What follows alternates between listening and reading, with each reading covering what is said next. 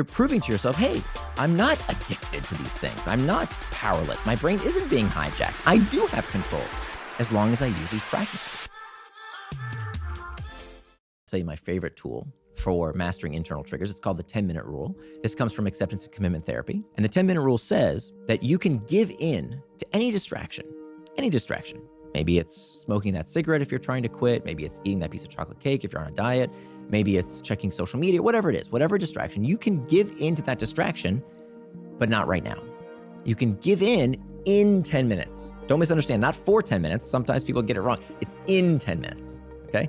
So what does that do? What that does is, we talked about psychological reactance earlier, and you asked, what do you do about psychological reactance? You're allowing yourself to acknowledge that you are in control, that you decide. What many people do is they have strict abstinence, right? Strict abstinence says, no, I will not do it, right? I won't eat sugar. I won't get distracted. I will do this. I will do that.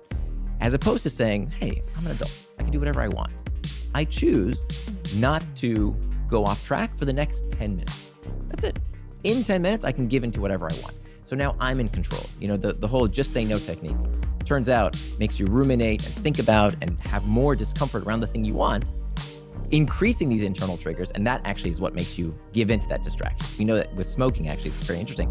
We're finding that nicotine is less and less part of the reason people get addicted to cigarettes. It's more about the rumination around, I want to smoke, but I can't. I want to smoke, but I shouldn't. I want to smoke. Fine, I'll finally smoke.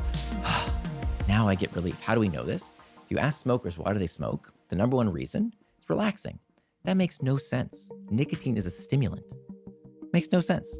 Right? Why would it be relaxing? It's relaxing because finally I can stop telling myself I don't have to do it anymore. I don't have to fight with myself anymore. And that eases that psychological reactance. I can finally give in. So when you use this 10-minute rule and say, okay, I can give into that distraction in 10 minutes from now, what you're doing is you're establishing agency, right? Now you're in control. And we can do anything for 10 minutes. And if 10 minutes feels like too long, try the 5-minute rule. The idea is that you're building that ability over time. So the 10-minute rule becomes the 12-minute rule, becomes the 15-minute rule.